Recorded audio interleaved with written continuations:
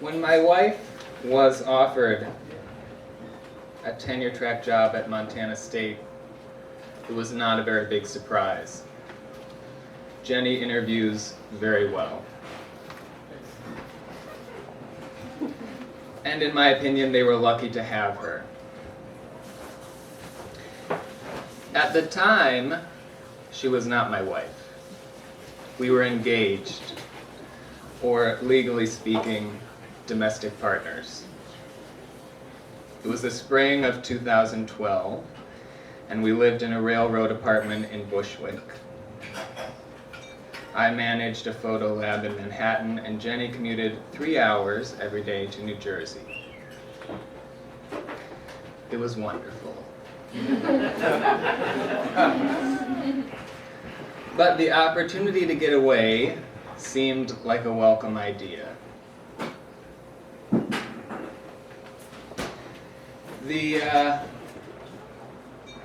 The job offer came through in March, and that left us about 4 months to get to Montana before Jenny's contract started.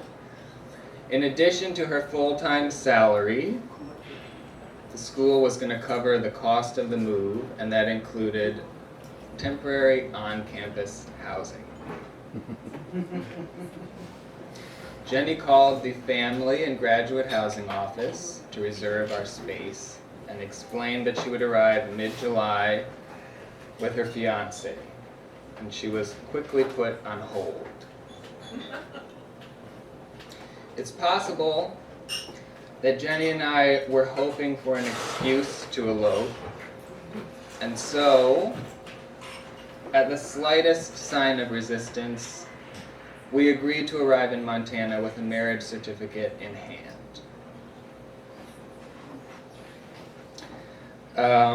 We had arranged to drive from New York to Montana, and in a very short amount of time. So in lieu of a shotgun wedding, we decided to go to the city hall, get the marriage license, and not tell our parents. Because it would be a really great surprise.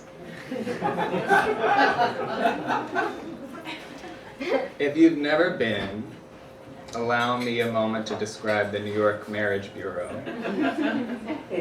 which looks like the lobby of a bank and is full of people who are dressed sort of like they work in a bank, in suits and in dresses, and they have their entire family with them. And they're taking the whole thing very seriously, and some of them are crying. And Jenny and I, even though we did get dressed up, we're not taking the whole thing very seriously, because it was only an on-paper wedding. And we left feeling giddy, I in a tie and she in a white dress, with a photographer in tow. And as we were crossing the street, we ran into my sister's friend from law school.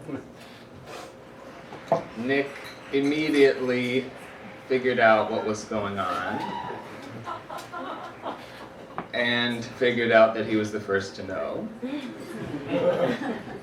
So we begged him to keep our secret, and he agreed, which I actually took as a very positive omen.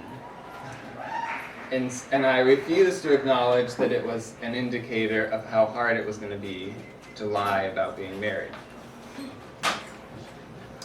When you're getting ready to leave or move, you kind of want to say your last goodbye to everyone. And especially in New York, because whenever you leave New York, it's a little bit like you died.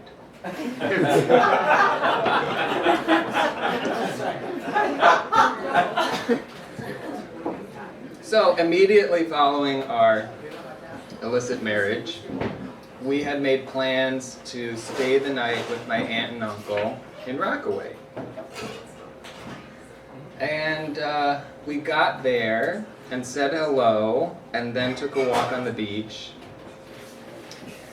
And it had rained the entire morning and then was clearing, and it was really beautiful, but I was so distracted because I was feeling overwhelmingly guilty. I knew that my aunt was going to find out, and she would be really upset that I was lying to her. So I turned to Jenny and I said, I think we should tell her. But it's going to be great. And she's going to be so happy for us. And Jenny just kept walking, didn't miss a beat, and she said, great, I've been really uncomfortable since we got here. So we went back to the house, we got everybody together, we opened champagne. I told my aunt that morning Jenny and I had gotten married at City Hall. And she stood there just sort of silently. She might have coughed on a mouthful of champagne, and it was a good minute, and then she started screaming, and there was hugging, and she redecorated the guest room and made it into a bridal suite. She made a veil out of tulle and put it on Jenny. So it wasn't planned or expected, but it was a pretty great first night of being married, and I decided, this is what we should do. We're driving all the way from here to Montana. We're going to see all of our family. We should just make it a surprise every step of the way. There's going to be a lot of screaming and bridal suites. And Jenny agreed, but being the good daughter that she is, she immediately called her mom and told her what had happened. And her mom wasn't very happy, but she didn't find out secondhand, so there's that. Our first stop on our way from New York to Montana was Boston.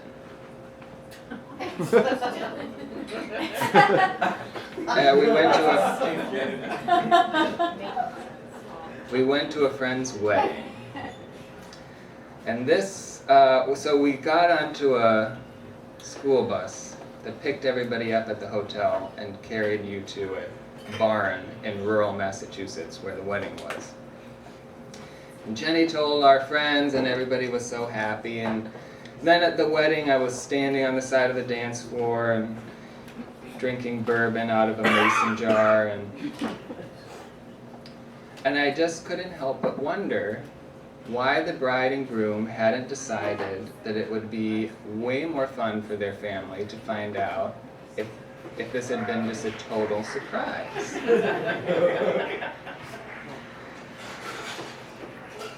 And that will remain, well, I guess it is answered at the end of the story. Anyway, so the next stop was in Northern Virginia, where my great-aunt Laura, who's a former nun and the mother of 9, was celebrating her 80th birthday. So Jenny and I had made plans to meet my parents and brother and sister who were driving up from North Carolina for what was basically a giant family reunion, but it had the guise of a birthday party. And Jenny and I had decided that we would sort of meet them in advance and have lunch and break the news and then go to this party and not have to deal with the whole thing. But we got lost on our way there, and we were running late, and my family decided they didn't want to wait anymore and they would just see us at the party. The birthday party is on a farm, which includes a fish pond and a barn and an old Northern Virginia farmhouse. And the original slave structures are still there on the property. And there's like 100+ people there. And it's 95 degrees in the middle of the day. We got there, and Jenny and I got separated.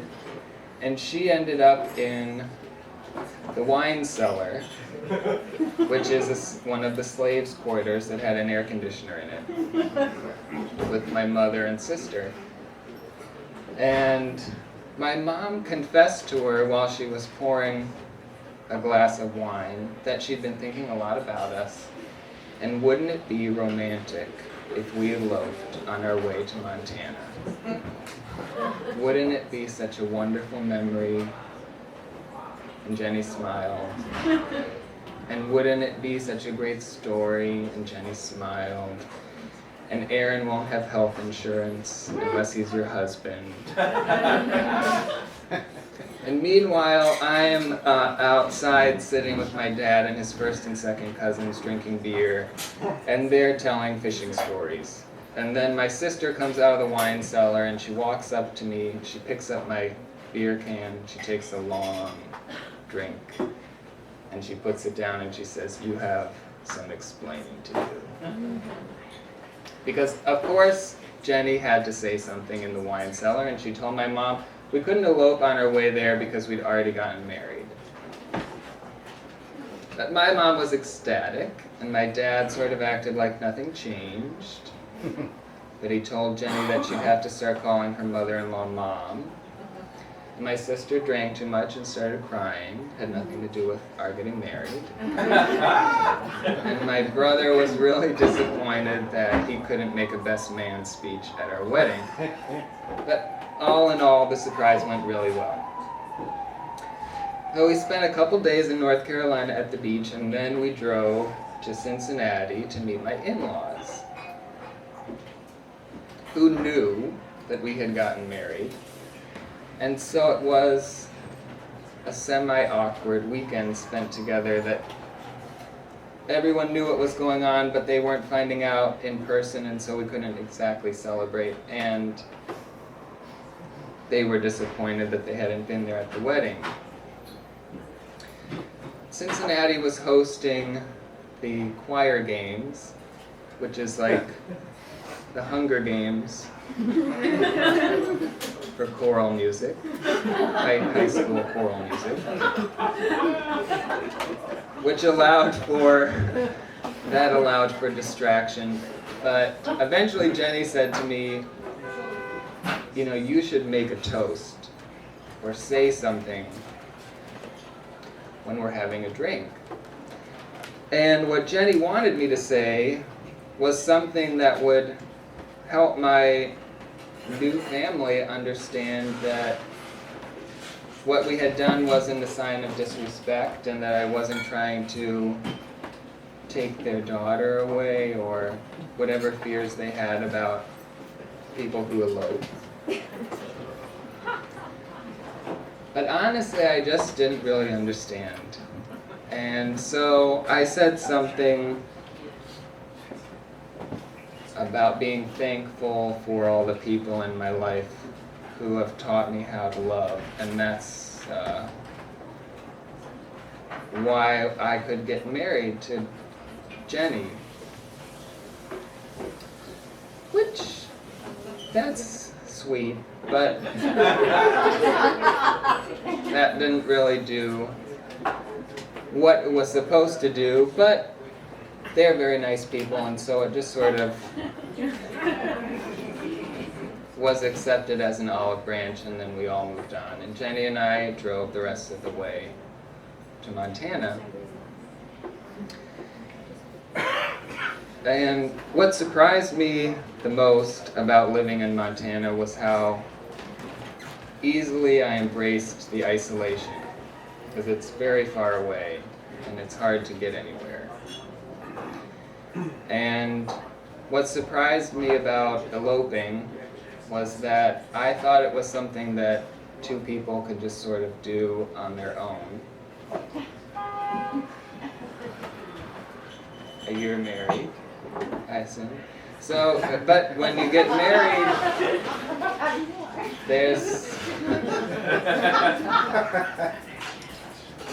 a whole two families who are coming together, and they sort of have to get on board with whatever you're doing.